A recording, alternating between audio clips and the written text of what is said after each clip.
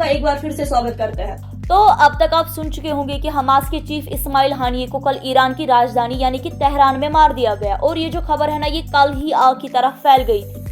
अब देखिए, जो ईरान और उनका मिलिटेंट ग्रुप है ना, उन्होंने अर्ली वेडनेसडे को इस स्ट्राइक का सारा इल्जाम सीधे सीधे इजराइल पे डाल दिया, जो मिडिल ईस्ट में चल रहे कॉन्फ्लिक्ट को और बढ़ा सकता है कि नहीं।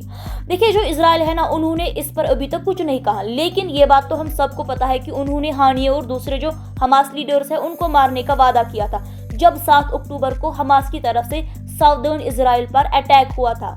अब जो कल स्ट्राइक हुई ना, ये तब हो गई जब हानिये ने तेहरान में ईरान के नए प्रेसिडेंट की स्वेरिंग इन सेरेमनी अटेंड की थी।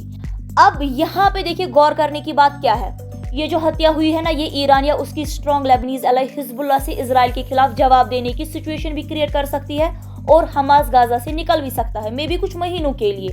अब देखिए, यहाँ पे ताज्जुब की बात यह है कि कुछ घंटे पहले इजराइल ने लेबनीज कैपिटल बेरूट में एक रियर स्ट्राइक की थी, जिसमें एक टॉप हिजबुल्लाह कमांडर को मारा गया, जो वीकेंड रॉकेट अटैक के पीछे था, जिसमें इजरायली कंट्रोल्ड गोलन हाइट्स में 12 यंग लोगों की मौत हो गई थी।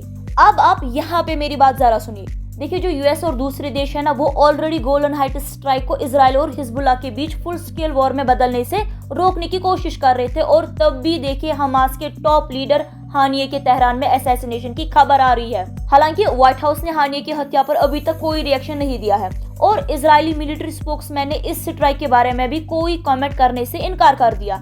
देखिए, ये हम अक्सर देखते हैं कि इजराइल अपने मोसाद इंटेलिजेंस एजेंसी के द्वारा किए गए असैसिनेशन या दूसरे देशों पर स्ट्राइक्स के बारे में कमेंट करता ही नहीं है।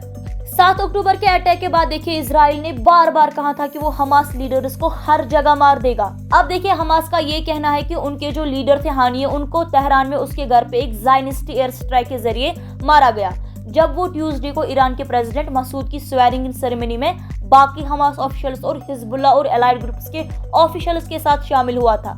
हमास ने अपने छोटे से बयान में कहा है कि हमास फलस्तीनियन लोगों, अरब और इस्लामिक नेशंस के लोगों और दुनिया के सभी आज़ाद लोगों को ऐलान करता है कि ब्रदर लीडर इस्माइल हानिये एक शहीद है। खैर, ये देखना अब काफी दिलचस्प होगा कि ये जो एस्केलेशन है ना, ये किस हद तक बढ़ जाएगी। हमारी नजर लगातार इस मुद्दे पे बनी है। आप भी बने रहिए इंडस्ट्री रिपोर्ट एंड एनालिसिस के साथ।